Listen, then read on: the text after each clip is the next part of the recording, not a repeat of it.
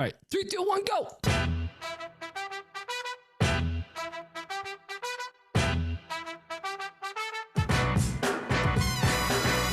You're listening to another Woodshop podcast, the okayest podcast of its type.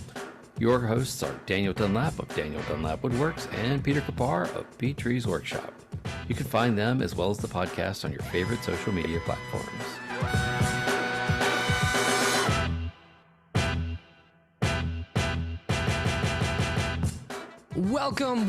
Welcome to episode 194 of another Woodshop podcast, where this week we have a surprise guest. Dan lost 10 pounds, so we decided to add some dead weight just to keep it consistent. He's my childhood friend and Dan's second wife, and most known for being the voice of the mom on Bluey, and a co-host of an internet-based AI-generated AOL chat room. He's the one that got away, and one of my favorite humans. Braden Boex is here! Heyo! I love Bluey so much. Dan, you okay? I don't think Dan was ready. These intros are always a surprise to me. That one, that might be your best ever. That one got you? All right, good. I'm glad it got you. I somehow had no idea where that was going to go, and yet knew exactly where it was going to take me emotionally. Well, guys, it is actually a big episode because this is our 4-year anniversary of recording. Ballpark, because, you know, calendars and stuff. Mayans, am I right? Those guys make good calendars. I blame the Romans. Actually. And the economy, am I right? Yeah. Biden. I don't know. Thanks a lot, Obama. Yeah, and that guy. He's still in office? All right. But guys, it's been 4 crazy wild years that we've been doing this. For some reason, my Discord's making sounds. I apologize. But we thought, what better way to celebrate than to just bring a random nobody on? So I literally called Braden like 20 minutes before the pre-show. I love you, Braden. You know I do. And I was like, hey, I am super tired and I want to just do no work today and I just want to have fun. Can you be on? And he was like, I'm with my daughter at the store. I'm like, in 20 minutes? He's like, I'm in my car already. So, you know, she might still be at the store. So I appreciate you joining us. And he's also recording from the chip aisle at Albertsons. Yeah. And it was also a surprise for Dan. Dan, what were you surprised? I had no idea. You happy? Was this supposed to be like a happy surprise? Or I don't know. This is like me pulling something out of left field and being like, you won't mind. I'm what's behind door number 3. You know who's behind door number 1, Dan? Dude, you forgot to. Oh, I forgot to mention it. So we're gonna we're gonna stall. We're not gonna stall. We'll come back Dan to that. Definitely has the patrons all pulled up. I should have. I teed that one up for you. I know. I mean, the transitions never make any sense, but Dan still misses the mark. I don't know. The good news is this probably isn't being done live. So, but it might as well be because we don't edit anything out. Fix it in post. See, I just cursed and that wasn't edited. Hey, Dan, do another segue transition thingy. Speaking of segues and transitions, Dan, let's talk about our patrons, shall we? Wow, man, that was as smooth as I'm lobbing medicine balls to a kickballer. I don't know again. This is hard to be a part of. Yo. We want to give a huge shout out to all of our patrons. You really help us keep the lights on over here. You help us keep this thing going. You've helped us for 4 years. Wow. 4 years. And I'd like to believe down in my heart of hearts that it's been the same people the whole 4 years. But I realize, you know, it probably bounces around. They're still listening. Some people are probably like, oh, what is this? Why do I even support this? And then some people are like, hey, this is actually pretty good. I'm going to support it more. I'm rambling. No, something just hit me, Dan. What's that? I used to listen to what's the one with Spagnola? Wood Talk. Why am I blanking on a name? Wood Show. Wood Chats. So I used to listen. I blanked on a name. I don't know why. I apologize. But I used to listen to that all the time. And I would listen backwards, and then I got caught up and I started going the other way. Like fully backwards? Yeah, like in reverse, back in time, basically. Like back. And backward? It got to the point where like Emma knew about the show and knew what was happening and blah blah blah. And I'm like, wow, are we at that point now? Like it's been 4 years, almost 200 episodes. There's probably people that like listen to all of them and thank Those- you. those And I poor apologize. people. It was poor, like significant others who had to Yeah. listen to this for 4 years. We're so Anyways, sorry. back to those Sorry. poor people. Thrones. Huge thank you to our patrons. We couldn't do this without you. And another week where I mentioned the VIPs, and we want to give those folks a special shout out as well. So they are in no particular order other than the order that's on my screen.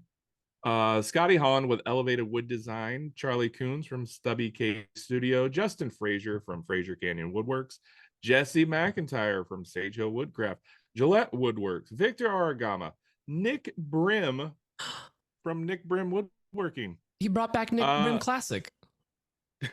Yeah. Matt Maynard of Patriotic Pines. Got a That's shirt the on. shirt Pete is This wearing. shirt I'm wearing. currently. And the Patriotic Pines underwear to match. He never gave me the undies. What the heck?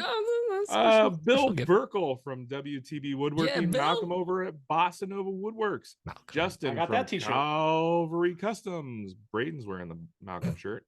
I should be wearing a Justin from Calvary Custom shirt, but I'm You not. should be.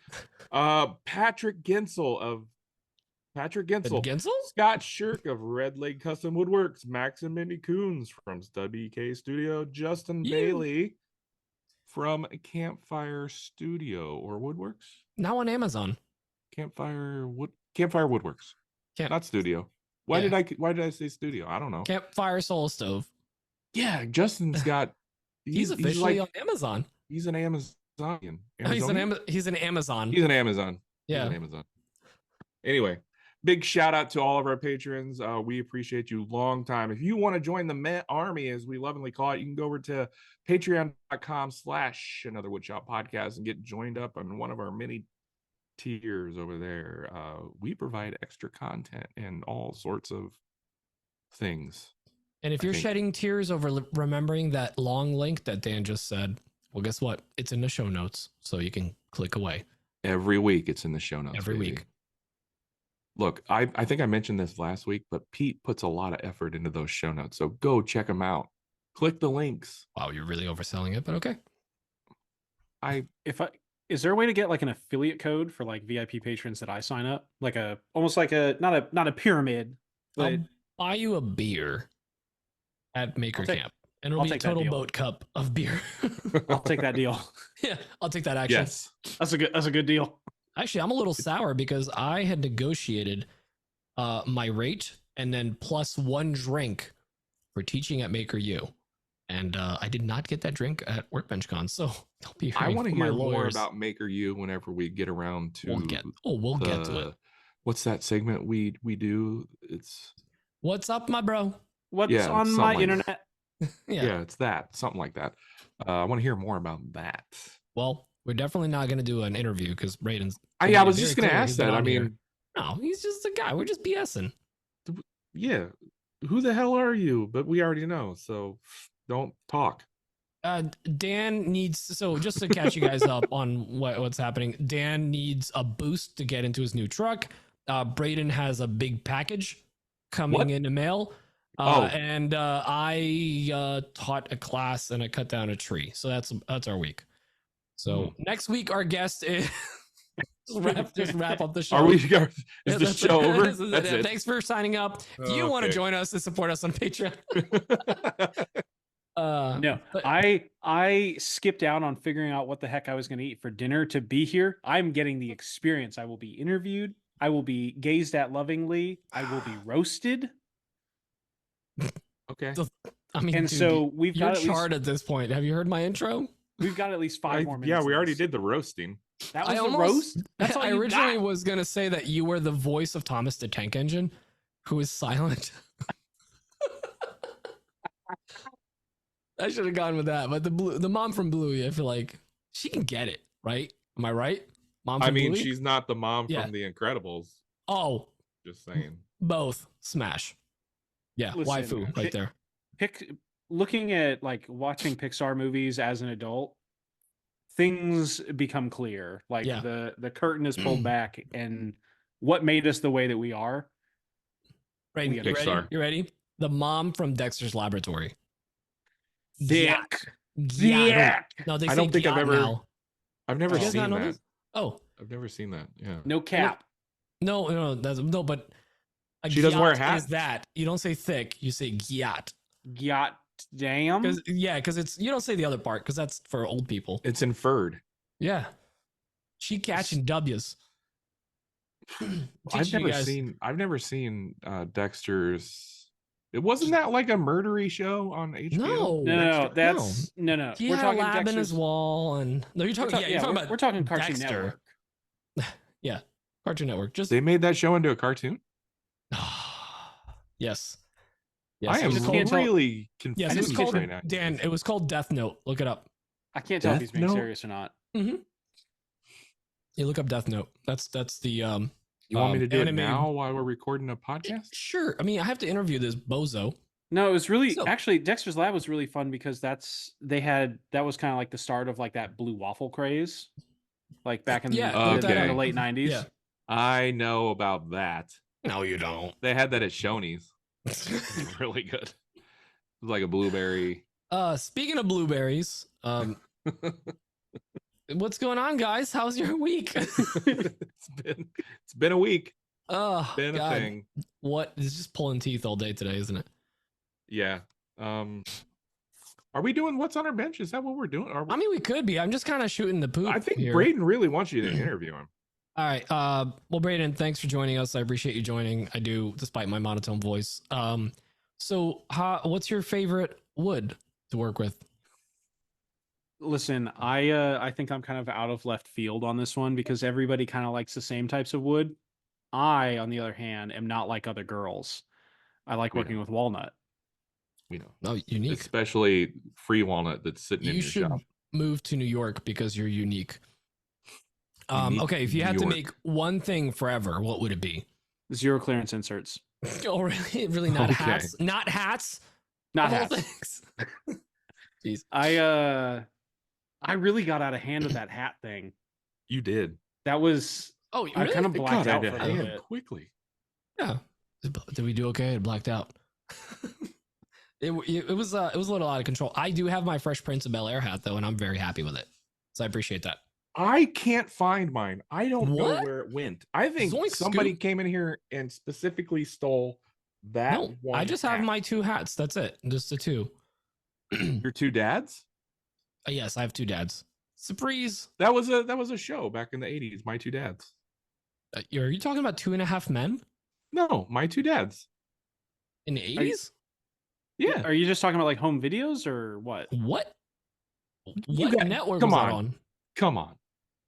Like one of the big three. I mean, it was a very popular like What We were have- the other two, Dan? Where's Emma? We need a fact check. ABC, NBC, and CBS. Oh, I thought you meant like 3 shows because that's all that was on TV back One of the then, big in black big, and like, white. channels. Come on. Oh All right. dang! No, he's right. It's a real thing. It looks like 2.5 Men, but from the 80s. Did it get canceled? I bet you got canceled. It probably Yeah, it did got canceled. because the kid isn't. The kid's like Half a 35 man. now. It's a girl. The kid's a girl now. What? Wow. Jesus. I think one of the actors was Paul Reiser. I thought you were saying Paul Rudd. It's Paul Rudd and Ryan Reynolds. Paul Two guys. Reiser, Greg Evigan, and Stacy Keenan. Wow. Okay. Yeah. See? Wow, it's a who's My who, memory's good for nobody. some things. Nothing I- useful though. Tell you Wow. what. But you My two still dads. measure it twice, walk over to the chop saw and go, Oh, actually- I forgot that. It also had a Dick Buttkiss in it. Richard Kisserson? I mean, that's a real thing. Dick Buttkiss was in the show. Wow. What a gem He's that a man real must be. guy. He's a real Must guy. be real exciting. Okay, well, in all honesty though, if you guys don't know who Braden is, he was on a couple of months ago, right? Something like that. It was Uh, right after Maker Camp. He's In one of the October? Oma Bros from Omaha. So he's actually Dan's friend, my good friend too now. He's actually somebody I referenced like last week or 2 weeks. No, it was last week when we did the recap episode. And I was like, Dan brought some bozo to Workbench Con last year. And now we're best Well, I friends. didn't bring Now him. we're I mean, family. he's an I know, adult. I- He's sitting by himself. But it was like he's like, hey, this guy Braden's coming with me. I'm like, I don't care, whatever. And now like we're all besties. So Oh yeah, like the year before. Yeah, or yeah, year yeah. before, whenever it was, Yeah, whenever you the brought year him out. before. The year before. The year of our Lord, So 2013. like I met Braden. When did I meet you, Braden? Was it at Cheeks, that strip It was- club? It was Cheeks? it was the third moon cycle of the waning sun. No, Dan was definitely on a cycle. Something Aquarius. In the age of Aquarius? I'm a Gemini. Mercury was in the microwave.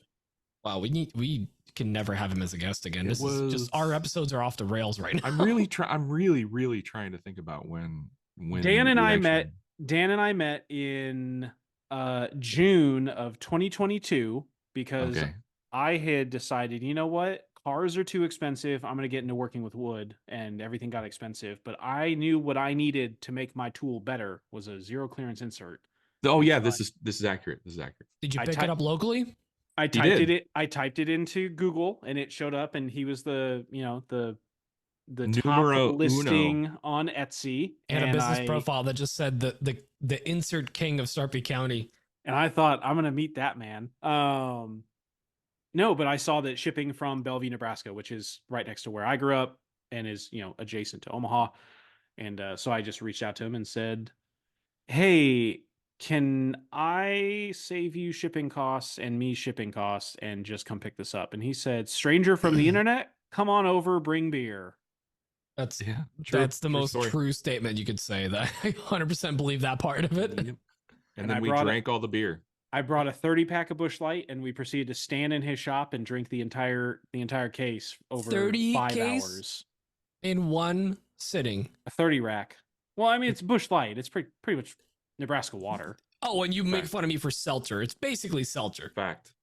And then from that point, I was like, "Hey, have you heard of Maker Camp? It's in the woods in upstate New York. You should go with me." And he's like, "We just met, and this is a little awkward." Well, he did try. But then to I meet talked him you. into going to Workbench Con the following February, and he did that. I saw you hop up in a truck, and I wasn't that worried anymore. Wow. We haven't talk even about made a it that running far yet. start. Okay. All right. Well, they're besties, and I'm just a nobody. That's yeah. Anyway. Somebody. I Well, I remember I first laid eyed on Pete at Hot Burger at Workbench Con 2023. Was it 23. Yeah. Hot Burger? Hot Burger. Yeah, Hot it was Burger. the first night prior to, it was like We didn't Wednesday. meet at like what's that one? Miguel's Murph's. That one? No, it was we didn't Hot meet at Burger. Murph's. Nope. Huh. We didn't have enough chairs, and so everybody was like in a little pod area. That's also where I met like Justin Bailey and other people. Justin Bailey, my brother from another mother. Memories. Yay. Yeah. Do you guys remember Thanks Justin for the Bailey? memories. We'll dedicate this episode to Justin Bailey. R.I.P. Why though? God rest his soul. Rest in peace. Oh, we lost him. When did we lose him? He's dead to me. Anyways, What's on my bench? why don't we get into what's on a bench? 'Cause Yeah, we're gonna otherwise, this if we is a just train wreck. if we just like ramble, we're gonna ramble for hours. So And we can ramble. We can ramble. Dan, Braden, Peter, Braden, what's on your bench? God. I like how you guys just paused for that. You were just waiting to see what would happen. What's on your bench, bud? I have okay, so I'm getting into the mindset. I have decided that this Oh, here year we go. is built around the word deliberate. And so I'm going to be more deliberate Deliverance? with yes, It's a deliverance. weird show from the 70s. Is that Movie. the one with the two dads? Yeah. But anyway, so I'm trying to be more deliberate with my business, and the reason that I'm bringing any of this up is spring craft fair season is about to like kick off, and I'm signing up for a bunch of spring craft fairs, not because I think spring craft fairs are great, but because they will hold my fall spot at the big craft fairs. And True. so I have a bunch of whiskey smokers sitting on my bench. I've been pumping through those, and then I've been lasering any material I can get my freaking hands on. So thank you Maker Stock for the dope little packs that were in the Workbench Con. How awesome goodie is that, bags. right? Oh my god. And I went over to their booth and they gave me like another stack of it. Yep. Wow. Good I stuff. didn't even know that was in there. I'm gonna have to go through my bag again. Wait, you don't know there's the laser samples in there? I haven't even gone through the bag yet. Dan. I put it down in my shop and I'm like, I'll get to that sooner or later. No, Dan, immediate, like right now, go. Open up that bag. We're doing All right, fine, you can do tomorrow. But no, it's got Okay. all the different materials and you can do sample cuts with all of them. You can see how they'll handle. Remember, that's why they're Is there any next clear acrylic in there? Because I Yeah. wasted Yeah. a lot of Yeah. clear acrylic. I cannot talk. Clear I wasted a lot of clear acrylic trying to figure out how to dial in the settings to make it cut cleanly for my templates. Did you run a material test? I don't know what that is. Dan, All right. I'm going to teach you a little lesson now. Oh, please do. You ready? Yeah. There is two types of acrylic. There's cast acrylic, and then there's extruded acrylic. So cast basically gets poured on a sheet. That's the kind that cuts the best. Extruded engraves the best. Ah. So if you're ever buying it, you want to specifically I've get always bought cast. Okay, attaboy. So Okay. there you go. Okay. Well, now you know. Now you know something you already knew. Good job. There's also that third type of acrylic. Outcast acrylic. Outcast acrylic. Yeah. And Dan, if you want, maybe take me up on the offer of like we do a little light burn lesson. Maybe Well, you've been busy. I've been busy. You know. Don't give me that, but I can show you how to do a material test where you can do cuts or engravings. So, you know. Okay. Yeah, there's a lot to light burn. I still need to learn, and it does a grid for you. It'll literally be like speed on one, and then power on the other, and then you see where like it looks the best, like that. Look at that honky. Oh, look at that. and the samples are the perfect size to run. They did that material on purpose. test. Yeah. Interesting. Mm-hmm. It's like they knew that. Mm-hmm. Like, but once I got one, I know my settings because I'm a laser boy. I'm perfect. I started just chopping out earrings and all sorts of stuff that I'm just going to throw in some cheap packaging. You have a laser. Why are you chopping it though? I remember going through my earring stage. I thought I was gonna make tens of dollars. I was going to say, I'm only doing it because I remember you doing it. And I'm like, well, Pete doesn't do stupid stuff. I think Emma said it to you where like they're Ow. very tedious to put together. Yeah. So that's the only downside of earrings. And then, you know, like, they're fun to do either way.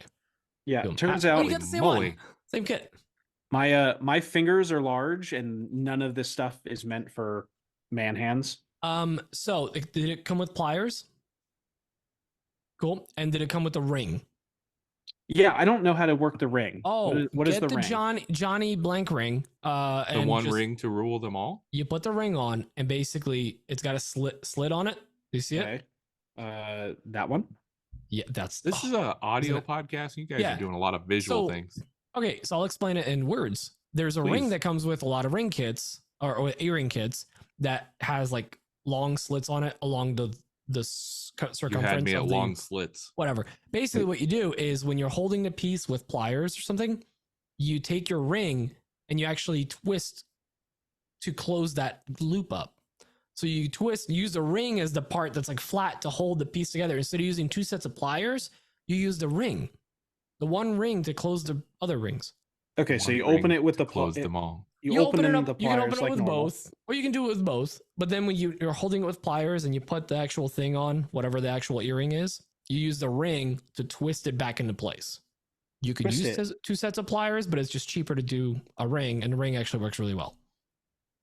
Twist it, bop it, flick it. Nope, that didn't work. I'll figure it out later. You'll figure it out later. But anyways, what else are you working on? You making earrings? Doing some earrings. I've got a couple of like larger industrial is not the right word, but like production type jobs that I'm really trying to get into. So like corporate branding, corporate jobs. That's what I'm trying to do. So some corporate branding stuff, some bulk stuff, maybe some like small scale manufacturing, like bulk production stuff. So I've got a couple of different jobs. What's that? I said, stay in your lane. I got my own things. I got my own things I'm working on. Don't worry. You can have the cactuses and the ice hooks. Thanks. And then also I was talking to TJ, one of the co-hosts on Sawdust Talk, the audio live experience on Instagram. Hey, well.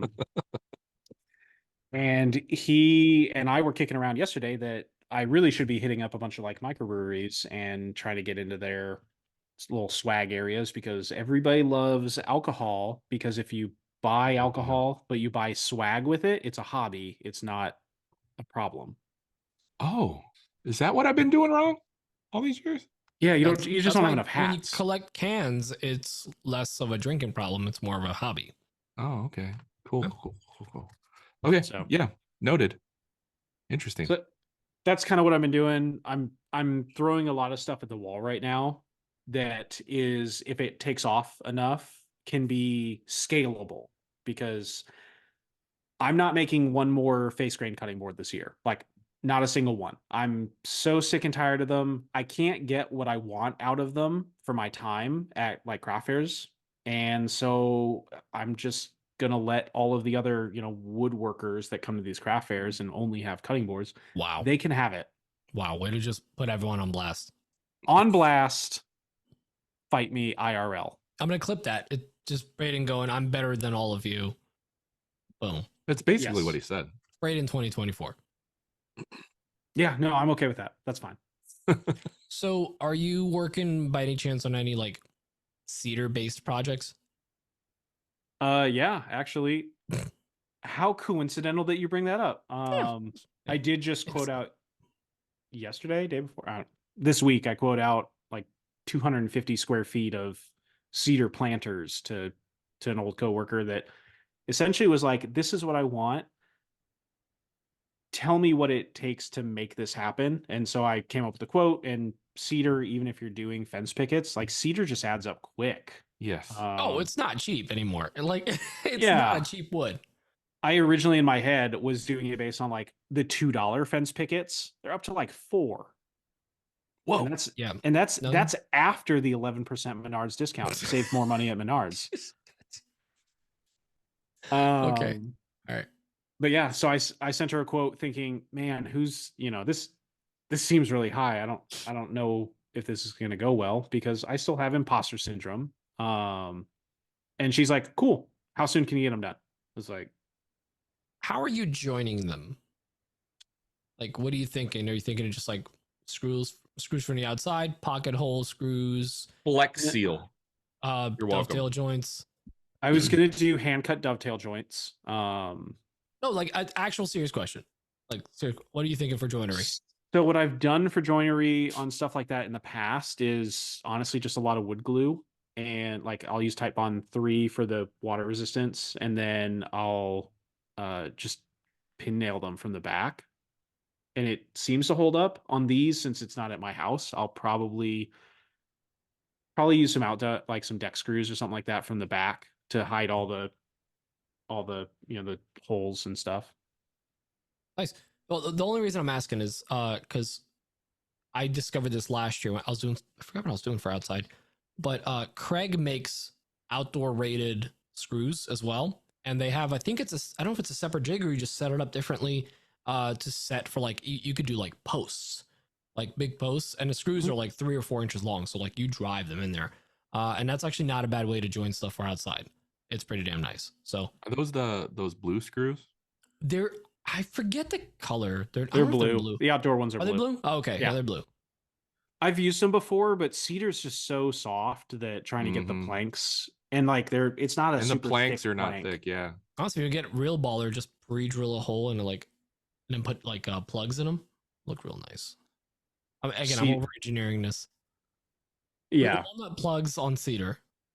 That would look good. that'd be so classy. Chef's piss. But yeah, let's be honest. End of the day, I'm probably gonna use Home Depot pine 2x4s, ground rated so that the poison soaks into the garden. Oh yeah, that's the way to do it. Perfect. You can get the cedar tone ground rated or the chemically soaked, so it looks better at least before they die from chemical chemical exposure. Yeah, the chemical stuff just tastes like any food you'd buy at Menards anyways, so it's fine. It's like adding built-in cayenne pepper to your vegetable garden. Just adds a little spice. Yeah. Nice. Anything else? That's kind of it. I'm just trying to figure out how to make as much stuff at volume as possible because, nobody does that. Trying to find a niche. Yeah. Yeah. You're Do definitely stuff at not. volume. That's definitely the way to go, from what I understand. Yep. I want to do that because I'm worried about. So, Dan, obviously you're on Etsy. Am I? If nobody else has heard, Dan's on Etsy.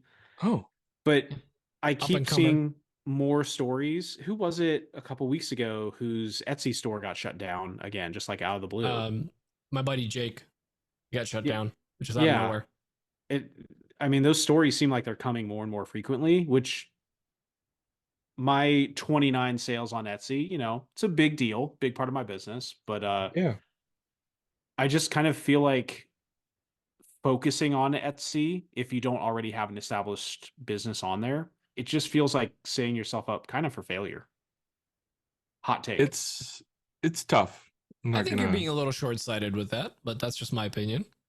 Oh, yeah, I agree with him. It's tough to get a foot in the door, but once you do, it can be a very lucrative thing. I mean, coming from experience. Don't get me wrong, I'm still loading stuff on Etsy and I still sell stuff on Etsy, but making that like the cornerstone of a business when I'm starting from scratch, if I can build it up over somewhere else, that to me that just seems like a long down the road kind of protection. And No, then it's definitely good to have options. Yeah. Actually, it's funny you guys mentioned that. I talked about that in my class this week. What class? But I'll talk. You I'll taught a get- class? what'd you do this week? Talk about it later. Oh. What's on your Are you- bench? are you throwing it to me? Oh, there it is. Okay. Now I officially threw it to me. So funny you mentioned that, Braden, because so one of the things I worked on is I taught a class for the Maker Collab University. If you guys don't know what that is, actually check it out. It's pretty cool because it's a maker made and maker designed and very maker centric online education class. So there's live classes, everything gets recorded. You have access to it if you're a member. I think it's like $10 a month or something like that. And if you sign up and then get other people to sign up, they actually have an affiliate thing as well, which is pretty cool. So definitely pyramid scheme. Brandon's like pyramid scheme. But check it out. There's some really cool stuff. Like they had Tom Silva and his daughter on a couple weeks ago. They had Alex Snodgrass come teach a bandsaw class. Like they had me on. What the? They had you after Alex Snodgrass and Tom Silva. Yeah. You to them are what I am to you guys right now. I think they were resetting expectations. But Tom listen, Silva I is a hero reset of those mine. expectations. You know what? Hot take, since Braden's doing it. Tom Silva, awesome. Grew up watching him. Real good dude. I owe him a lot. Him and his daughter together. Effing hilarious. Oh my God. Yeah, that duo, I'm all about it. I want to see more of that. Yeah, no, like I think her name is Kate. Yeah, she's bringing that account to like a whole new level, and I love every second of it. I'm glad that he's like all about it too. He's just in it. Or she just tells him like, "Shut up, Dad. Just say the words," and it records it. So like, I appreciate them so much for that because I think it's hilarious what they're doing. But yeah, so I was on that class. It was supposed to be an hour class and then like an hour, Q&A. It was an hour and 15 class and then like a 40-minute Q&A. It was a lot of fun. I had some really good feedback. I listen to our podcast, or I hear Emma playing it because I hate myself, and I say a lot, and people are gonna listen for it now. So I say a lot, and I'm really trying to be better about speaking and teaching because I love teaching. I've been teaching for a long time, and I want to be able to keep teaching it, but I cannot listen to myself afterwards because all the ums and pauses, whatever. So I was very much trying to not say and I was overthinking everything about the class, but within 2 minutes got into my flow and it felt a lot of really nice, really fun. The problem is you're not getting feedback. It's not like when we chat, Dan, and you're not getting anything back. And at least this time there would be pauses and people would ask questions. They would just raise their hand, use the little raise hand feature in Zoom, and we would pause. They would ask a question, I would raise, I could actually drink some water. When I taught the class a year ago or 2 years ago, yeah, like that, Braden. When I taught that class, that was just me talking at the camera. And I was like parched. It was so hard, man. It was really hard. But this time around, again, it was still kind of hard. But the nice thing was, without even asking her, Emma sat down at the computer next to me and she started moderating the chat. So when people ask questions, she answered the questions. And it was like, it was awesome. It was like so nice. Even Nick was like, this is great. This is awesome. Like that you guys did that. You know, he wasn't expecting it. So it's really nice to have her as a backup. It's been pretty cool. And hopefully if you're listening to this and you watch the class, please let me know how it went. Give me some feedback. Nick said it was good, but he could just be lying to be nice, and I appreciate him for it. So I need to hear that. But it was good. You know, we just like, so we all know that's the stuff, right? But I gave him some of the behind the scenes stuff. I showed him my numbers because I'm just like, I don't care. Like, look at the numbers. Look at what's possible. You know, you could be making $100 a week. You could be making $1,000 a week or more. So there's a lot of potential there. And Dan, I used you as an example a bunch of times. Actually, I said Dan probably a dozen times in that class. Yeah, because I was like, don't be like Dan. Don't do Dan. Remember, don't be a Dan, everyone. And then okay, I can see that. I was like, then. Okay. hey, everyone. And then they all went, don't do this. Don't be a Dan. And, you know, it's like, it was great. No, but I actually use you as a good example for a lot of the stuff. I talked about like how much work you're putting into it and as your full-time job, and you're paying your bills. You know, you're paying for a new truck with your Etsy shop. Somebody's paying for a new truck. I don't know. It's going into a pool coming out. It's getting written off. It's a write-off. It's the write-off people. The write-off people will take care of it. Exactly. So taught the class, had a lot of fun, got good feedback. Very happy with it. They actually asked me to maybe do something in the future. That's fun. I got asked to be on another podcast that kind of came out of left field, that we're not 100% in that niche, and I'll talk about it more when it actually happens. It's a making podcast, but it is not woodworking, not CNC, not lasers, not 3D printing. It's sewing.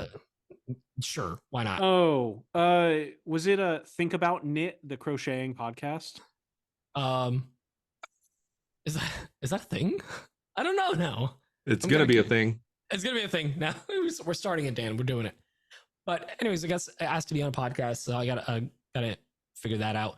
We're also getting all the follow-ups back from the follow-ups from WorkbenchCon to all the brands, so that's been fun. We kind of thank you for the reminder. Yeah, so there's like, you know, did you send? What's up, Dan? Did you send your emails? I have not. Dan will send them by next year. But you know, we reached out to a couple places, and we finally got some responses back. I got some quotes. I actually started talking with MakerStock about delivering some stuff. Delivery is expensive for when you're trying to get pallets of wood from them.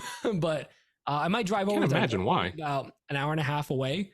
So I might actually grab the trailer and just grab Emma one day next week and just drive over there and pick up the supplies, because the deal is insanely good. So like for an 1/8 inch Baltic birch sheet, a 5x5 sheet, the lowest quote I got here was $39.95. Yeah, like that stuff. For a sheet?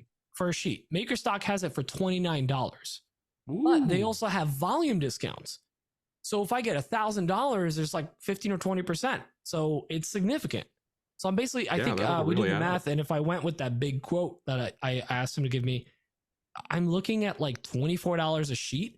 And I also found out that Chris from A Glimpse Inside pays $19 a sheet for those. My goodness. I know, insane. I don't know who's. He probably buys a huge bulk though, like. But I'm literally buying a skid at this point.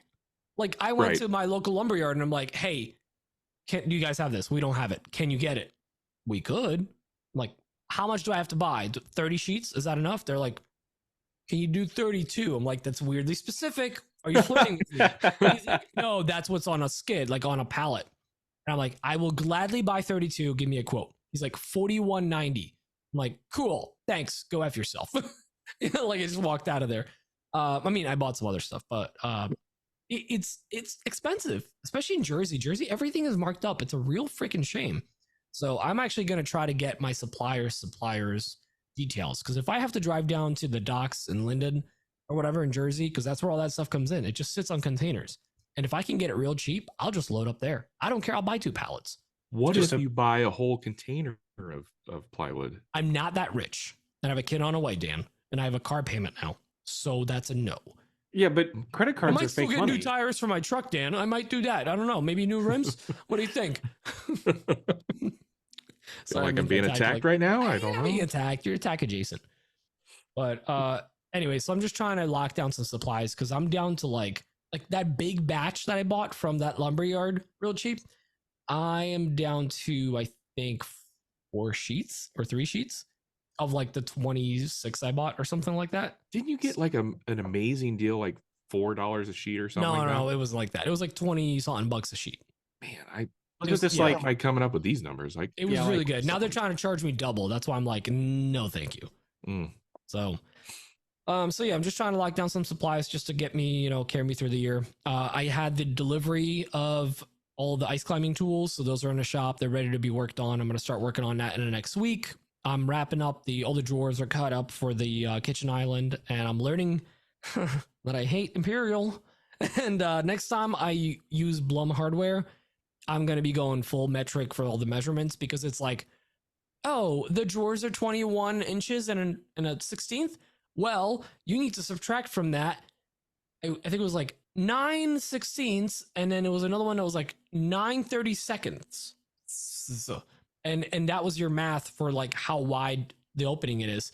And then you subtract 2 5/8 inch drawers, and then you're down to like 19.40265. It's burned into my memory.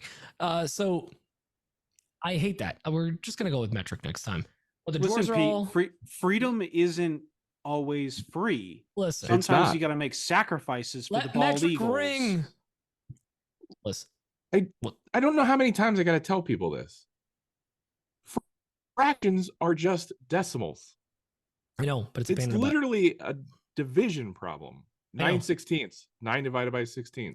But That's no common calculator, 0.5625. no common calculator will do fractions. And that, like, I had this like DeWalt calculator that actually did fractions, and it stopped working. And then any one I downloaded off the internet, it started playing one of those stupid games every time I would get an equation. Like, hey, son, which way do you move the sword so that the king gets to the egg? Like, you know exactly what I'm talking about. Yes, I do. So stupid. Like, don't call it free if you're gonna make me watch a stupid ad for a game I'll never download. Rant over. Again, freedom Well, ain't maybe- free. Freedom made free. Maybe it's just me. I have all those fractions committed to memory, their decimal equivalent. So it's super easy for me. Well, yeah, but you're Math guy. Pete. Yeah. Pete's Well, the I've just been looks. doing it. Pete's the I've been doing face. it. I've been doing it so long that I also yeah, do I've got all all those. my CNC and all my laser work in metric, and all my 3D printing work in metric. Well, that's just crazy. So, just That's crazy. it is what it is, ladies. Or dziewczyny, because it's a metric thing. So I said it in Polish. Okay. All right. Anyways, so taught the class, working on that kitchen. I still need to figure it out or finish it up, and hopefully paint it this week. It's just, I don't know what it is, man. Since we got back from Workbench Con, I've been busier than ever. There's constantly something happening, and all the emails that we're sending out, it's like potentially creating more work too, which is super scary, super fun. Yay. And then today, when I finished work, instead of being an adult and being like, hey, I should probably go answer some emails, I should get some work done in a shop, I walked over to my neighbor and be like, hey, you're running a chainsaw. What's going on? What are we doing? And we proceed to cut a bunch of trees on his property. And then I'm like, hey, you might helping me with this giant ash tree that we've been talking about for like 2 years? He's like, sure, we're here. Let's do it. So we worked on cutting down an ash tree that was like 28 inches in diameter, and we had an 18 and a 20 inch saw, chainsaw. So we couldn't even get through the whole thing. And of course, the way we cut it, like we couldn't get it to like crack and fully fall over. It was a whole pain in the butt, and it was at a 45-degree incline. So that was a fun night. But we got it down. Trees down.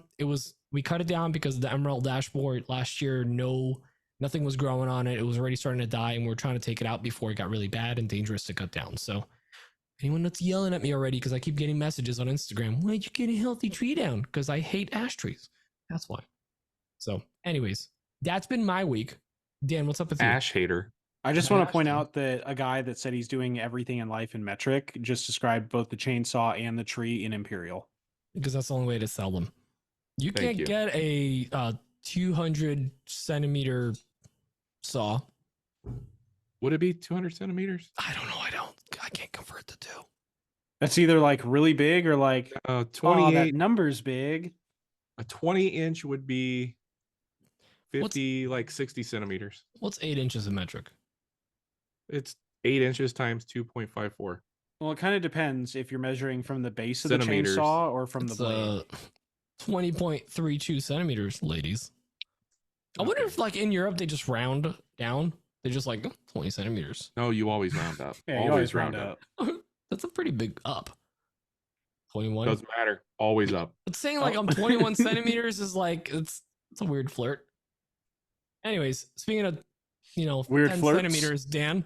Speaking of centimeters, so I've been really busy with Etsy orders, obviously, since we got back from Workbench Con. I think I mentioned this last week when I got back from Etsy Workbench orders? Con. Yeah, you did. When I got back from Workbench Con, my Etsy queue was 102 orders that I needed to fulfill. And What's that in metric?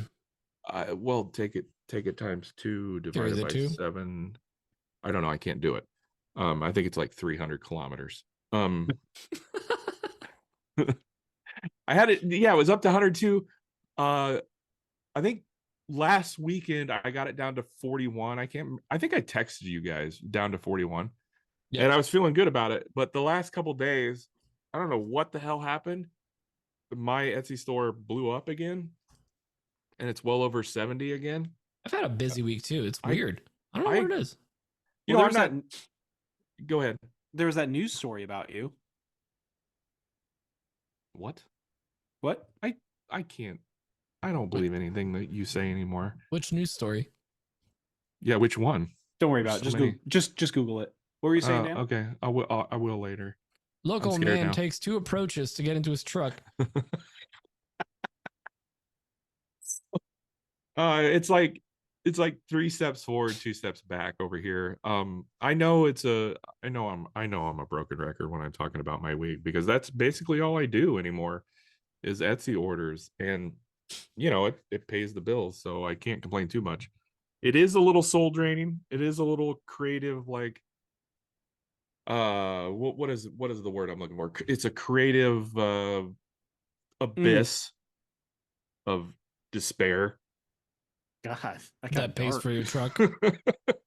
Yeah, it pays for things, so I I'm can't sad on the inside. be the darkness of despair pays for the bright white paint job on that truck. Ooh, that's deep and also shallow. I guess we could talk about the other big thing of my week. I traded in the Trail Boss for a new 2500 3/4 ton truck. Got a new truck, and Yeah. Kayla is mad. Oh, she's It's literally going in the show notes like I wouldn't that. say she's mad. She's I'm not sorry. as happy as I'd like her to be about it. She's not as happy as I am, that's for sure. Disappointed. Kayla is dissatisfied with her Dan experience. That's Wow. probably more accurate, yes. She's Yes. leaving a 1-star review on a Absolutely. DanielDunlapExperience.com. And I don't think I'll be able to leave a public reply to that rating either. So I should probably just keep my mouth shut. Yeah, my week has been same old, same old. Nothing exciting to elaborate on, unfortunately. Did you like maybe lose anything? Oh, yeah, I forgot about that. I don't know. You're less fat. Ouch. Talk about that. Yeah, so less fat. He unfatted himself. Well, we talked about this last week too. Every time we go to these maker meetups and events and stuff, I see myself in videos and pictures, and I'm like, oh God, what has happened to me? So this year after Workbench Con, I got a little serious. I want to lose some weight. I've ballooned a lot, and I'm not real proud of it. And I'm not. Hey, what does Dan and the housing market have in common? Oh, God. Millennials can't afford them. I don't. Sorry, be here all I week. don't follow that one. Okay, boomer. So anyways, I got serious about trying to live a little bit better of a healthy life. So I've lost 10 pounds. Dude, I'm really proud of you for that. I'm genuinely super proud of you. I've lost 10 pounds since workbench count. It's like a pound a day almost. I think it's been. I'm 10 really or proud of 11 you, days. but just removing digits seemed like kind of a dramatic way to do it. Like, I still have all my fingers, but I have chopped off all my toes. All the toes. Yes, and maybe a kneecap or two. You know, they said a camera adds 20 pounds. Dan stopped eating cameras. He's sticking to real food.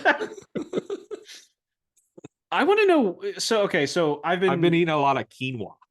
I've been doing the same thing. Quinoa. But your approach to like losing weight and like eating better apparently is just chucking everything healthy in a blender. Why do you blend everything? Why is chewing not? still that hard? It helps it process better. It moves. It's science. It's like pre-chewing your food. It moves into the body. You're not really burning that many calories chewing. Yeah. Why even bother? Listen, Dan stood up earlier and his belly was genuinely not showing. Like it's actually noticeable. It's actually shockingly noticeable. You ready? People are gonna have to watch the YouTube video, but I'll do it again. YouTube.com/Into the Woodshop podcast. Here we go. Look, that's an OnlyFans bod right there. That's like Dan's got a belly usually. No offense, Dan. Like I know, and that's one of the things that I was like, oh god. Like there's dad bod and there's like father bod. There's like, Dan bod. Father bod. That was a father figure. You barely stretched out Kamani's face on your shirt. That's the plan. I don't want his afro to be any bigger than it actually is. Please stop grabbing at your nips on camera. Yeah. Did that make you feel uncomfortable? No, it's making me feel special. You grabbing your nipples while I look at Kamani's eyes? Yes, that made me very uncomfortable. Show notes. Dan grabs nipples. Guys, I'm calling title. out to the community here. I need help being more creative, and I'm so sick of saying the same thing every week. Etsy orders. One thing I got to look forward to, actually, thank you, Braden, is we signed up for the Maker Challenge. The Maker Collab Challenge. Maker Collab Challenge. Or no? It has not been officially declined. Wow. So it's working-ish. We kind of did a three-way scam sign up. I don't know what it is. Can't wait for Christy and Nick to figure that one out and be like, what the F is happening in Nebraska? What's in the corn? Not mathematics. No, definitely no math over here. Just play dumb when she tells you. Just be like, I don't know why you signed up with him.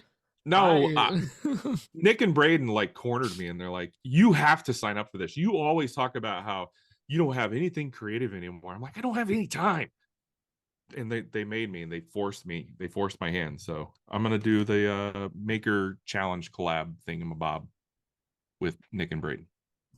I'm looking forward to it. My partner is Dan. Dan's partner is Nick. Nick's partner is me. Yeah, I don't know how that works. It's just a pyramid scheme with extra steps. It really is. It really is. Can we make it an upside down pyramid though? Like, you mean what our bods are going to look like in swimsuits? Yes, with the delts. Johnny Bravo. Is that what is that? What's Johnny Bravo? Oh, Dan's too old for this. God. Braden, how old are you? He's like 18. The year of our Lord, 33 years old. Oh, you're 33? Yeah, it's been hard. Life has been hard on me. Man, I thought you were in your 50s at least. This is as far as my covered wagon made it across the prairie before the dysentery, and we just gave up and planted roots. You beat me to it because I was going to make some kind of joke, and you're just like, yeah, life's been hard. Like, you're meaner than I was going to be. Damn, you got dysentery and dadentery. Jeez. All right. A little bit of dis, a little bit of that. Dysentery. But you made it. You made it all the way out to Nebraska and gave up. The halfway point. All right. Speaking of giving up, terrible. I guess We're halfway there. Living on a prayer. Wait, all right. no, we're gonna get a copyright strike. Stop Dan. What? Dan. Daniel? Yeah. Daniel. Daniel. Me? It's weird. Dan. What's in maker news this week? Man, why are you gonna throw this on me? And I don't even because I knew you didn't prep. Nobody prepped. No, Jesus. nothing happened. I taught a class What's from in Maker Maker News? University. Let me That was pretty badass. That's cool. I was gonna say that actually. yeah. You just took my answer. Dan also like Dan owns a laser now, and Dan lasers stuff, and he actually does cool stuff, and he actually looks like he knows what he's doing. It's I was kinda- so I'm glad proud it of looks that him. way. I'm glad was- it looks that way. yeah. I have no effing idea what I'm doing right now. I was so proud of him lasering stuff. Like he was just so excited, like a kid on Christmas. Just lasers dick butt. So now we Oh, can. yeah. Oh, well, Dick Bite is the official. Can I go like, back to what's on my animal of? bench? Oh, Can I go sure. back to Yeah, what's on I'll my bench? edit. Yeah, I'll take this period away and I'll make it a comma. Go, Dan. So I got the Thunderbolt in my shop. That thing is super fun. I enjoy that. That's a great laser. That's a great machine. Obviously, they sent it to me, and I'm very appreciative. But you didn't pay for it. I mean, it's you're fantastic. paying for it. You're paying for it. It was nearly plug and play, wasn't it, Braden? Braden came over and helped me lift it out of the crate onto my workbench. I actually thought it was going to be like way worse than it actually was. We were able to lift it pretty easily. Yeah, it's because we're super swole. But I helped Keith Johnson set up his X tool laser. So I helped him do that this week. So cool. Basically the same thing. Yeah, go ahead and steal all my thunder. We did learn something cool about the Bolt laser from Ben Myers at Workbench Con. Yeah, it's You better remember? than every single product that Monport has. Well, that goes. Oh, wow. What did we learn? Remind me. So I'm glad you asked, Dan, even though you know fully. Apparently the Bolt is an RF laser. It's not a CO2 laser. It's a CO2 RF. CO2 RF. But so what it is the beam apparently is much finer and you get a much better refined engraving. So it's actually really better. Much gooder. It's double plus good engraving. So apparently it's really good for fine engraving work. I can confirm that actually. That the beam on that is really small and the kerf, the laser kerf is really honestly, tiny. If I had more space, I'd be hitting them up, be like, yo, can we figure something out for that? Because like I love my big Laguna laser. That thing sucks for engraving. It's too powerful. It literally, like when I engrave stuff, it turns gray because it pulverizes, like it atomizes the wood instead of burning it. So like, yeah, it's a whole pain in the butt. That's my one gripe about it. I'm running into that a lot because I was engraving with the diode and now I'm trying to figure out how to make the 100-watt do both things, and it's just not great at engraving. Yeah. That bolt was sexy. Yeah, it's clean, crisp. So Dan's better than us now. You guys need a really good in-between machine like the Thunderbolt. Wow. Oh, do you think they named it Thunderbolt on purpose? That's intelligent. Why do you think the other one's called the Clap?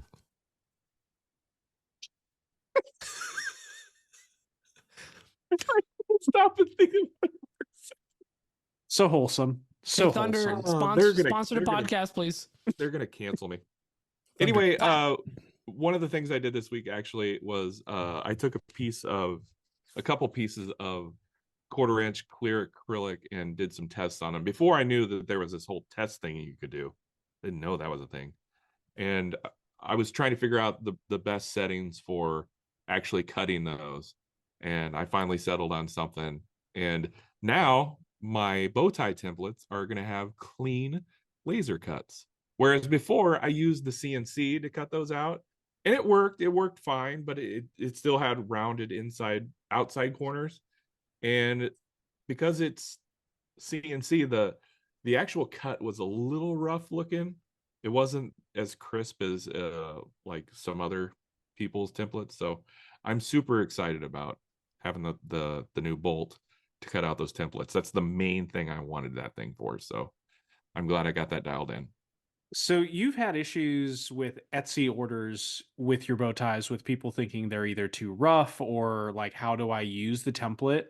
Mm-hmm. Do you have a YouTube video of you like showing somebody how to use it? I have an Instagram reel that I have Wow. pinned at the top of my Wow, profile. Dan. But I Wow. really should make a YouTube video, and maybe that could get me out of my creative I think lull. that's a great idea. Dan, you have homework for this weekend. Okay. Well, so Record a get short sub 5-minute video on how to set up those templates. and then set up a QR code in Lightburn and just burn it onto every single template as part of your process. Plus, you can put your branding on it. You've got real estate there. Wait, I'm going to teach Dan something. Did you know that Lightburn has a QR code generator built into it? I did not. I don't know about a lot of things with Lightburn. Well, I maybe just call your started using it friend like a couple days ago. instead of shaking I've your always stuff on used- the streets. Like the Nebraska hole Whenever that I you did are. any lasering, when I had that X-Tool D1, I just used their software. They have pretty decent software, so I don't hate their software. It was very easy. But Lightburn is something else. So yeah, I need a lot of Lightburn help. It's going to be a whole new world for you, Dan. And I'm just so excited to watch. I'm so excited to watch just the glory of you cresting that sun-soaked hill. Man, the QR code on there with a link to that is brilliant. Damn it, Braden. That's my one mean, good even- idea for the quarter. Even just like it. include it in the box too. Like you could do that too. But Yeah, but if it's right on the template and they could just click that and refer to it every You time can't they lose use it. it. What's just in my please, box? for the love of God, Dan, do not go to like a free QR code generator website and generate it through there, because those expire. And then they'll like, I've somebody that didn't listen to me. They went through a website and they just chose a different website. And then all of their laser engraved business cards just went to like the QR code site that was like, hey, this link's expired. Yeah. my Just heads my Who did banner that? for Who did that? my craft fair booth, it's one of those QR codes. So my entire banner, You weren't even the person I'm talking about, but there you go. Lesson learned. all yeah. of my same thing, all my business cards, like I've got to reorder new stuff. Interesting. Yep. So I would assume that Lightburns isn't that way. It is the not. Lightborn. Forever It- and ever. Okay, cool. So here's the thing. If you scan a QR code off a website or whatever, and it goes to like a different link, like it says like qi.ios.ii or whatever, like that's not your link. That's going to their site and rerouting you. What you want is one, and when you scan it, it says like Linktree or, the BB experience or whatever. So like you want one of those. BBC.com, Braden Boex Crafts. You should buy that URL. That's a good idea. I think it's probably available, to be honest. I'm gonna look it up, see if it's taken on my. I don't Yeah, think like- who like the this hell would take one- that? The one on my business card, if I scan it, it previews Linktree at the bottom. So like it's going to my site, and mine That's a even good has bit like of the information right there. little logo on the inside. Yeah, there you go. Alrighty. All right, noted. Seriously, Yeah. this is a great Well, idea. Maybe I don't know. Call your best friend, and then when he doesn't pick up, call me. Nick never answers when I call. Yeah, a little Nick. You're a side piece, Braden. Okay, That's fine. side piece the best. I have to make myself feel better by acting indignant, but listen, I'm just here to get what I can where I can get it. Well, speaking of getting it, Oh, Black Betty, ram lamb. I think we should get into questions. I don't know why that's the questions audio, but that's what we're doing. What's on my questions? What's on my questions? So first question's from Mitch Hale from Horn Dog Maps again. And he's got a frog in his throat. Hey guys, it's Mitch from Horn Dog Maps. If you think my voice sounds different, don't worry about it. It's 2024 and it's none of your business. So unsurprisingly, my question is about spraying finish. I have my picture frames I make, and I want to spray on a seal coat after rubbing on India ink or shellac. I've been looking at the bottom cut Fuji sprayers. I want to keep overspray to a minimum, and I think that would be a good option. I also would like to have 2 or 3 different cups, so I can have one with a shellac, one with water-based poly, and the other can be my clean-up cup that I can spray water or alcohol through. Would a setup like that work? And can I leave finish in the cup for semi-long-term storage? I'm thinking 1 or 2 spray sessions a week. Finishing is my least favorite part of the process, and I want to make that as efficient as possible. What do you guys use for your spray equipment? And do you do a thorough clean every time, or can you just give the tip a quick clean and call it a day until the next spray sesh? Wow, that is a very attractively read question. Say shellac one more time. Shellac these. Dan, what do you think, Dan? Dan, can finish last a long time in a can without going bad? Dan? Yes, it certainly can. I heard thoroughly clean after every use, and I knew Dan was going to have a good answer. I have the Fuji Semi Pro. I love that sprayer. It is fantastic. I've had that sprayer for 11 maybe years. 2.5 years, maybe 3 years. Somewhere between 2 and 3 years. So we'll just say 2.5. I have cleaned that gun and the canister once. And that's probably going to make some people angry. Some people are probably going to be disgusted. But I'm telling. no, that's fine. I don't care. However, I do use it regularly. I use it every day. Sometimes I fill up the can once or twice a day. So it's being fed through like a lot. It doesn't just sit there stagnant. However, it's such a good airtight seal that I don't worry about it being or going bad or anything like that. So, and I rarely clean the tip off of the gun, of the spray gun, to be clear. I think I do it maybe once a week.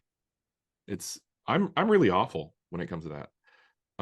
But if you're looking for something with little bit of overspray or a little amount of overspray, you can't go wrong with the Fuji. I think the Fuji's great.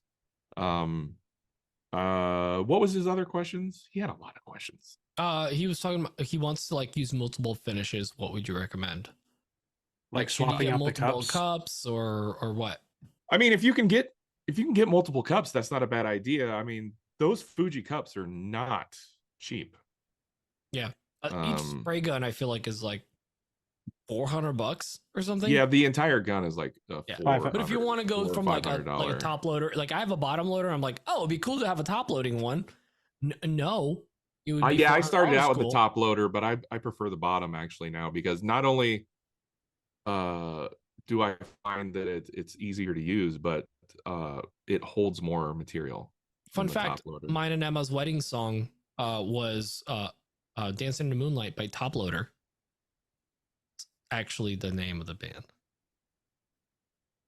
Would it be worth Yeah.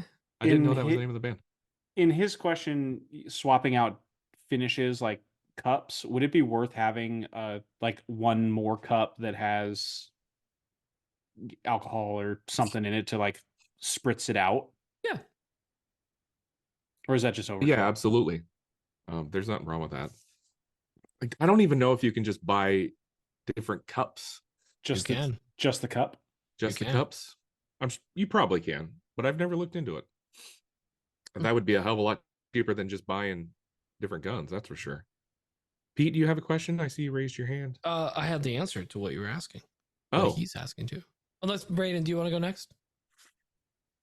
I still spray shellac out of like rattle cans. I have nothing to offer here. I actually learned on that subject that if you spray shellac, you need to have an explosion-proof fan. That's something you need if you spray shellac and other things like that, because it's alcohol-based and it can be very dangerous. Also, if you're in an enclosed area. Yeah. If you're spraying outside, I mean, you're going to have that problem if you spray lacquer too, but yeah. If you're like me and you spray right next to your open garage doors, you're fine. So, I can offer something. You can buy single cups for $61.95 on Amazon. That is much better than $400 according to my math. But the thing is, the cups themselves, like the bar with the little vent at the end, like that dips into it, so you got to clear that off anyways. So Yeah, so I mean, unless you go to like a cleaning one and spray it, and then you go into the other one. Yes, you could do that, but then you need a cap for it too, which is a whole nother thing. So I was very much like Braden. I was using rattle can lacquer and poly and other stuff for a long time, and then I started using my Erlex sprayer, the 6003. So it's a 3-stage, and that thing's awesome. At the time, in the beginning, I didn't know what I was doing, so I was kind of overspraying. It's in the same caliber as like the Fuji. Yeah, it's very similar to the Fuji. And it's a 2 or 3 stage sprayer. You're gonna like get a good experience. Then you've got like the Q5, which is like a quiet 5-stage that'll just push anything through it. It's crazy.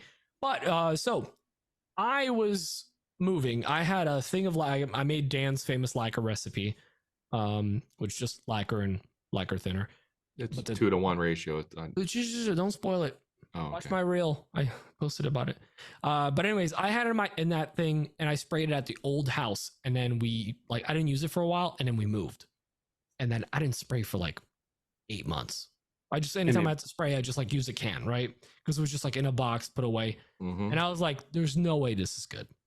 I sprayed some stuff, perfect still. Like lacquer just like is so stable in there. As long as you don't open that can, if you just leave it closed, you're gonna be fine. Honestly, I'm shocked at how well it kept, and it looked good when it went on. There's not like it was getting orange peeling or anything. I remember when that issue came up a while back. Myself and the former co-host did not see eye to eye on that, and I was like, "No, it's gonna be fine." Like, no, I got to clean the gun 6 times a day, and you don't. I was like, no, once a year maybe. Yeah. So I recently I took the lacquer out. I actually put it into a plastic Tupperware or whatever, like the Total Boat thing with a lid. And I put it in there, and somebody talked me into General Finishes. I'm like, let me try this thing that you're talking about. That's $93 a can. Sure, why not? Oh, so expensive. For a gallon. Yeah. I absolutely love it. Spraying General Finishes, it just goes on. The problem is you can barely even see it. It's like when you spray Halcyon, you can barely see when it hits the material. You really need some kind of light to look against the grain and see with the reflection and stuff. But it goes on so easy. The only thing is, the General Finishes, it immediately makes a coating on a nozzle. So every time I would every an hour or so when I would go to spray again, I got to get in there with my fingernail and like pull it off. So that's one thing to keep in mind. Now, honestly, like you're probably in the market for like the PPS system. So if you don't look up the 3M PPS system, and it's basically a cup with a bag in it, and you can put different finishes in it. And what it does is essentially, as you're running out of finish, it starts shrinking. So you have very little air in there, if any. It's the same concept as a baby bottle formula, like when an infants drink from them, because you don't want them to burp. Oh, I actually didn't know that. I learned something new. You'll learn this eventually. I'll learn that eventually. Yeah. Yeah. So I think the PPS system for you would be great. I've actually thought about getting it for myself just because it seems nice to have like multiple finishes. I'm less afraid of spraying now. I was in Dan's camp for years where I was like, oh, spraying lacquer is so freaking easy, but it's not as water resistant. So occasionally it would just be, I guess lacquer's great for inserts. But for for like any shop stuff, whatever, like it was just so easy to spray. The thing never clogged. I literally never cleaned the tip. But the General Finishes is nice, and it makes a waterproof surface too. So, but look into the PPS system. If you need a link, I'll send you my Amazon affiliates. Hit me up. All right. Yeah. All right. Next one is from Thomas. Thomas typed out a question, and in the spirit of Mitch Hale, I threw it into an AI generated voice mod thing. So here it goes. Sorry, I didn't have a French accent, so I went with British. It's close. Voulez-vous coucher avec moi? Hey guys, I am By the way, that part was not in it. It was a recommendation by Dan so that it felt French. So, recommend that phrase. He didn't, but croissant. What's more French than hearing Voulez-vous coucher avec moi? Hey guys, I am delighted to inform you that I spoke with your emissary and I am eagerly awaiting to hear tales from the new world. My question for tonight is about shop layout. I, as many other, have been trying to cram my shop with as many tools as possible, but I realized that I don't use some of them. Also, in a luthier shop or a chair shop, there's only what is necessary for that making guitars or chairs. Have you ever considered changing your shop layout for a more specific task? Or you really want to have a can-do anything in their shop? Especially because you two are self-made too soon, you might want to keep it as adaptable as possible for all your ideas. All right, bye, Thomas. I love that. What do you mean by the self-made thing? I didn't get it. I have no idea what that's about. Do-do-do-do-do-do-do-do. I have no But idea. the emissary he's talking about was actually Malcolm. Malcolm's going to be visiting Thomas in a couple of weeks. So literally the voice of AWP Really? is physically going to visit Thomas in the promised land. which We're is- not paying for that, are we? Yes. It's a write-off. Oh my god. God. It's okay. The tickets to France are only like $2,000. I've never been to France. Why are we sending an emissary? I want to go. I've seen London. I've seen France. I've seen Dan in his underpants. Yes, this is accurate. This is accurate. But you know what? After all the jokes, honestly, a really good question. Like, guys, Great like, question. Braden, would you ever specialize your shop? Would you ever just be like, you know what? I don't need a bandsaw anymore. Or I don't need a jointer. I don't think I could. Howard, Yeah, call me whatever you need to call me. a little, and a little, and a little. Take that. Okay. Call me That's a lot of whatever littles. you want to call me, except for that. And medium bug. I'm not sure if I'm offended. You are a due little to the- bug. Everything you are is little. Come on. I'm offended either just from a personal stance or from a religious standpoint. I'm not sure, but no, I like trying too many things. I'm too early in my making life to really look at one single project or one single type of thing and be like, that's what I'm going to do forever. I really like adding new machines, because if I stuck with just cornhole boards like when I started, I wouldn't have the laser, and I love the laser, and I wouldn't have, I wouldn't need the bandsaw, and I just like trying new things. So specializing, I couldn't do. Layout, I also can't do, but I can fix that. Oh, you layout you can't do? Hey, what are you doing in 2 weeks to help Dan? I'm helping him haul everything out so that he's forced to deal with his problems. You're helping him move all of his tools on casters into his sloped driveway.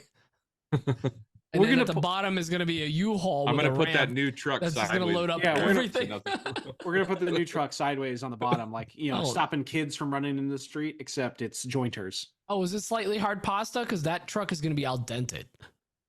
Get it? Al Oh dente. my god. It's an Italian joke. I like dente. I like puns. I hated that one. I don't know why That was that one didn't awful. land It's- on me. You know what? That was They're awful. always worse when you don't say them, right? Like, but if you said it, you would have been like, "That's fire." I don't know why you guys aren't laughing. That's so good. But so you can't you wouldn't be able to specialize? I don't think I could, because every time I specialize, there's going to be somebody that creates something really cool that I want to see what I can, like how I can make a twist on that or try it out. How can I rip that off? Yeah, pretty much. Measure What about- measure once, cut twice. Yeah. What about you, Dan? Like, I Oh. feel like if your Etsy was just really truly Look. taking off, and you had some other stuff that was like like woodworking, whatever, and you just I were think- CNCing all day, would you specialize and get rid of some tools? Look, here's the thing. I already specialized, right? I mean, I think it's safe to say that I specialize in inserts and bow ties at this point. Wait, you do bow ties? Occasionally, every now and then, still, yeah, you bet. Yeah, but are you royalty? I am Kate Middleton, actually.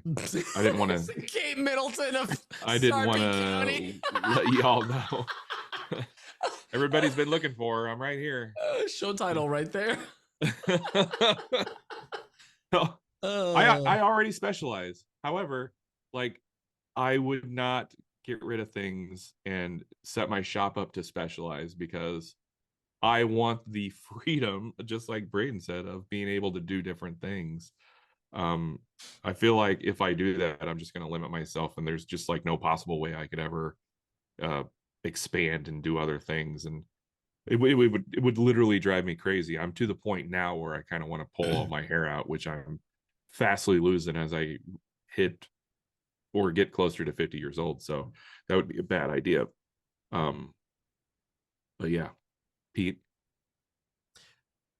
ice climbing tools, specialize in that. Here's the thing. I really like this question because it made me think about stuff that I used to think about all the time, which was for a while, we thought about actually starting a school or makerspace, and the idea was all of our tools are nice enough where if we moved them into the makerspace, like it would be a well outfitted makerspace, but we'd probably want to still have a decent or some kind of like shop at home. So there's been a lot of talk, and I've thought about it. Like what if my table saw, CNC joiner, everything was just moved into another space? What would I have at home? I'd probably still have like a chop saw or whatever. But then I started thinking, like, would I do that, or would I like keep the laser and CNC at home and just run something like that? And you'd still need a table saw, but maybe like I have thought about maybe just downsizing to like a contractor saw, something on the stand or legs and with a little outfeed table or something. But I'm trying to think of like not downsizing, but upsizing. Like I want to go to the next space. Like we're planning a building on a property so that we can put big tools in there, or just the same tools that we have now, but with room. Maybe have a dedicated router table and like some other things, but like really there's not a lot of tools that I would be adding to my shop. So we have thought about it. I've seen like chair shops before, or like specialized shops, and it's weird to go in there and be like, where's your table saw?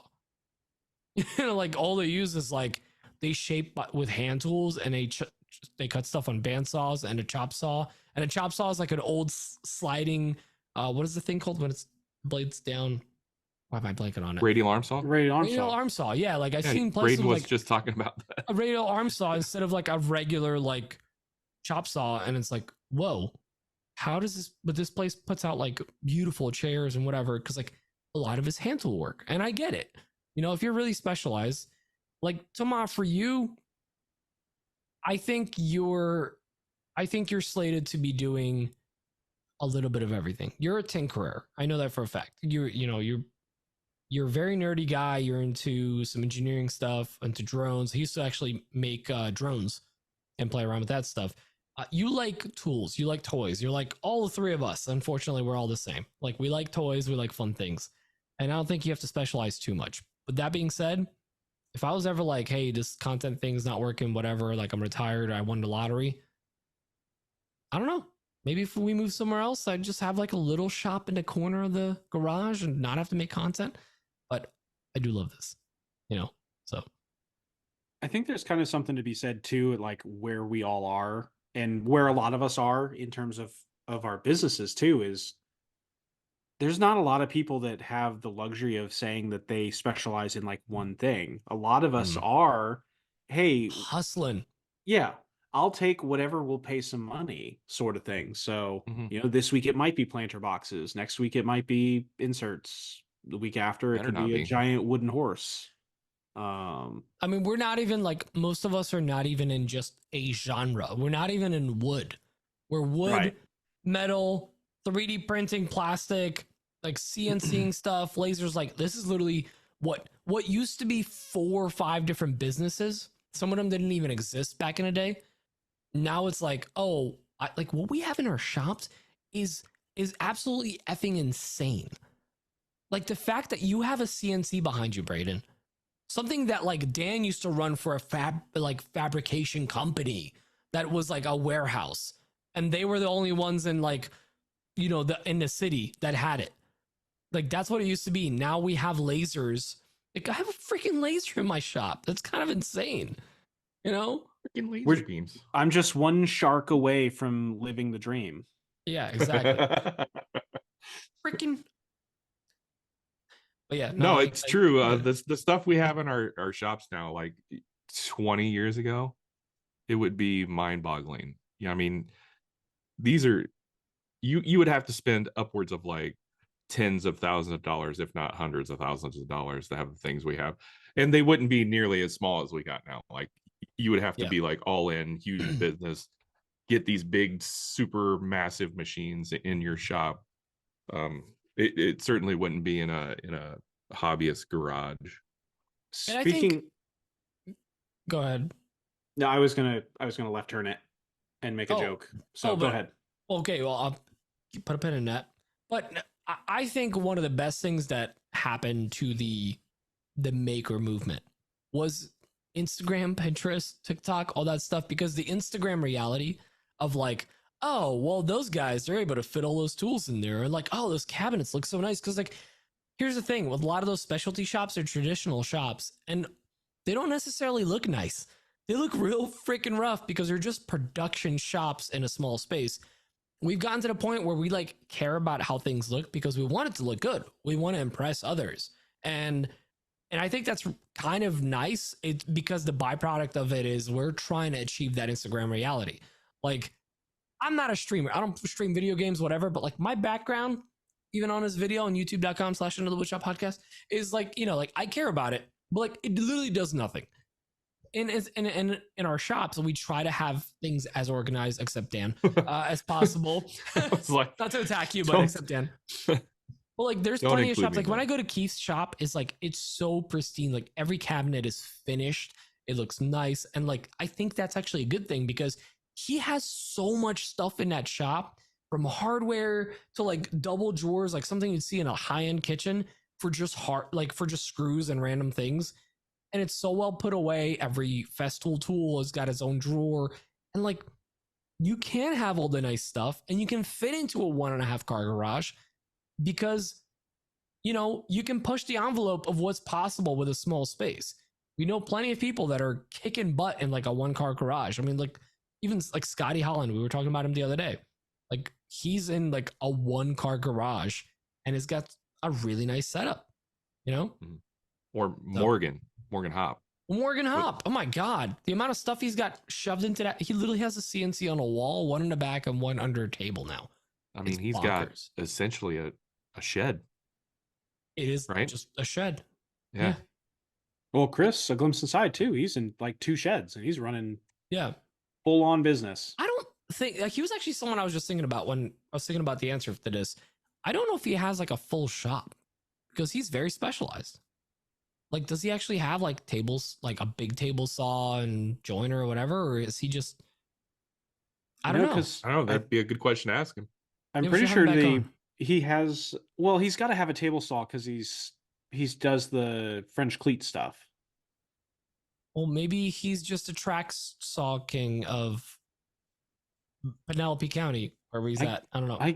I guess, but man, Yeah, you're right. He has I that. mean- Like, I mean, I think he has a table saw. But- he's an optimizer kind of guy. There's no way he would do that much production level stuff using just a track saw. Like Yeah. he's too much of an optimizer. I'm surprised he doesn't have like a panel saw at this point. Maybe he does. Maybe he does. Maybe he just buys all that wood at Home Depot and he has them cut it there. It's just Yeah, it's okay. just this whole it's this I- whole because- I don't think his because- business could survive at Home Depot prices. That and Home Depot is very much known for their very clean cuts. Yes.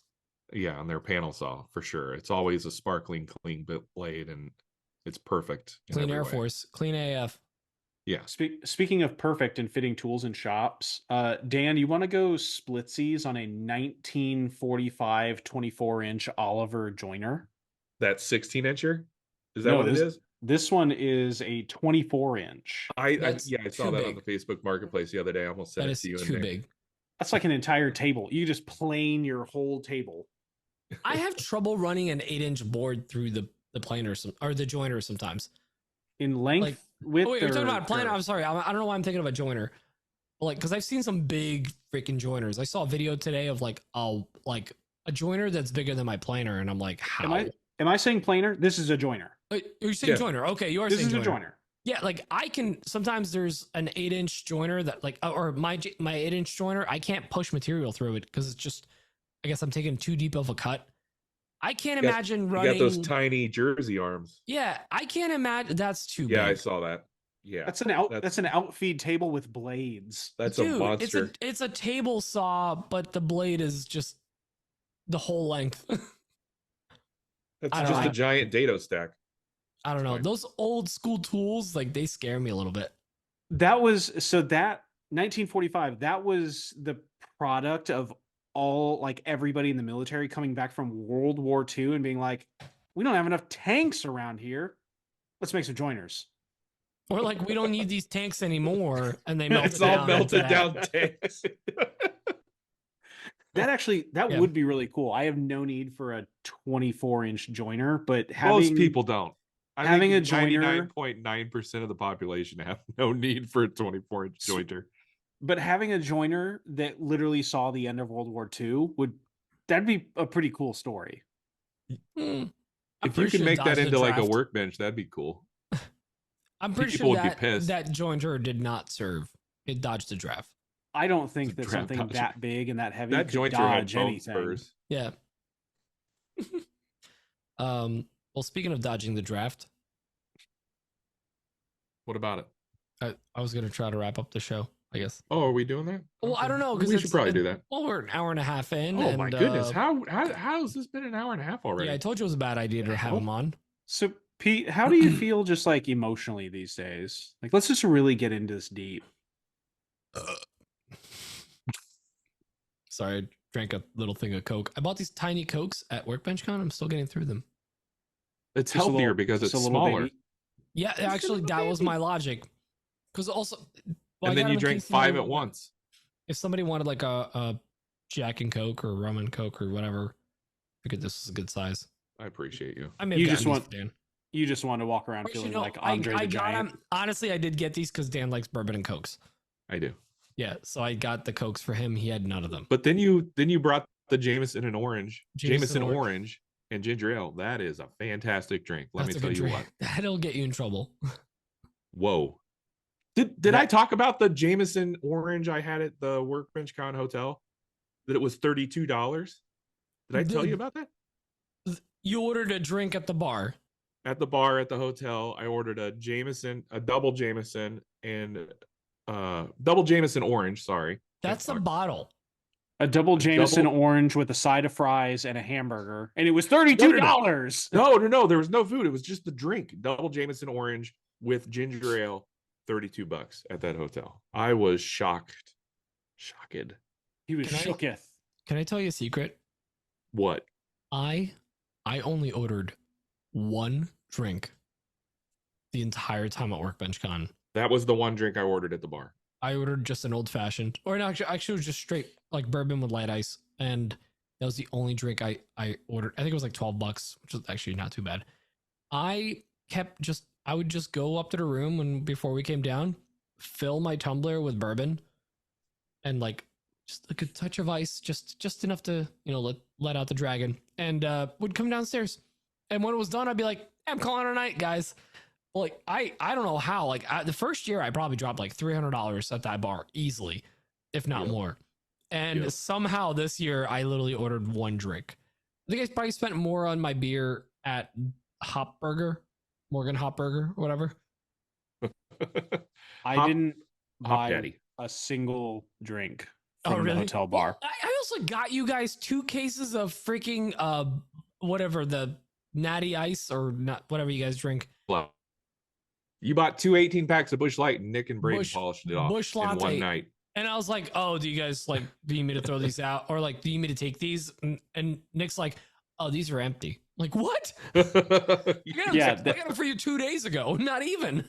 Oh, So- well, then we also, Trevor and I rolled in with a little baby keg and 30 pack of Coors. My God, we talked about Oh, this that's last right. You week bought where that little keg of Heineken that you can buy at the store. I accidentally turned a lobby of the hotel into a fucking frat party. Oh, I curse, whatever. Like into a frat, but like I just started. I was like, I brought whatever bottles were left over. I'm like, I'm not bringing these back to Jersey. If you guys want some, go ahead. And And then like Total Boat came over. They brought over like all of their stuff from their booth. It was a lot.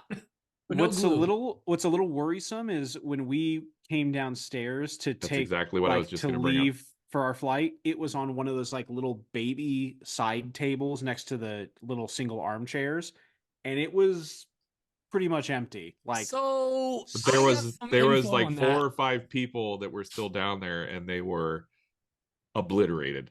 they were Dan and they were Dan and I last year. Yeah, it was So like apparently 4:30 a.m., 5 Lindsay a.m. I at, wasn't like- gonna name any names. I wasn't gonna throw but anybody like under the at bus. 4 or 5 a.m., Lindsay was down there because she's just always has energy. She was there. And we talked about this on a stoop the last week, and she's like, "Yeah, we were actually the staff came over to clean it up in the morning, and we went to help them out, and they were like, oh, anything that's still like full or half full or whatever, like put it over. Like if there's a bunch of cans still left, put it over on this table." So they made a table of like stuff to like that you can still drink, and then at the end they were like, screw it all, and they like threw it all in a trash. But yeah, man. there's or I mean, what you weren't gonna fly with it. No, it's just a bummer to hear that all that good booze went to waste. Yeah, I don't know if all of it went to waste, but yeah. we as a community, we made a good run. We put a dent in that. But we definitely for some reason the bar probably didn't see the profits they saw last year. Well, for $32 for one drink, I can't imagine why. It's a little much. Anyway, Anyways, What's on my bench? have I fell asleep? Or did I miss something? no. We Dan, going what's back on to your what's bench? on? Ooh, wait, hold on. Dan Let me just guess. checked the time. Dan just checked the time. He actually thought it was. He's like, "Is it 9:30? What's going on?" So Dan, tell us about Etsy. It's a lot of Etsy orders I do. It's a lot So- of them. I heard you lost something this week. This feels oddly familiar. I'm very confused. Your flashback to an hour ago. All right, Dan, take us out of here. Yes, thank you for joining us. If you want to help us grow this show, please share it wherever you can. Your stories, your posts, your family, Your not that internet-based show. chat room. Your internet-based chat room. Yahoo Messenger. Remember when that was a thing? AOL chat rooms. If you want to help us financially, or if you want to just join the extra fun, go over to patreon.com/anotherwoodshop podcast and get signed up over there. We'd love to have you join the Met Army. That's all. Also use discount code Sawdust Talk at surfrep.com. Oh my God. For what? What's on my bench? Okay. Anyway, it's been fun. Braden, thank you for joining us. Always a Leave pleasure. that. Yeah, I'm gonna cut that out. It's fine. Yeah, Braden, thanks for joining. I know it was last minute. I'm glad you were able to get in here. I hope your wife's not too mad because you just dumped the kids on her last minute. She was more confused on where I found the second kid. This one's not ours. I just came home from the grocery store really fast. I just threw everything in a bag. But yeah, I'm always happy to hang out with my boys. And also with us. Cool. Well, guys, we have a guest next week. Dan, you want to tell them about our guest? Our guest next week is going to be Logan Newman of Newman Specials Woodworks. He's grown a lot in the last couple months over on IG. He's had a few things, a few items pop off, and I'll be interested to talk to him about that. So come join us. Nice. It's going to be a fun one. All right, guys, we'll see y'all next week. Thank you for joining us, and we'll love y'all. Bye. Bye-bye now. Love you long time. Bye.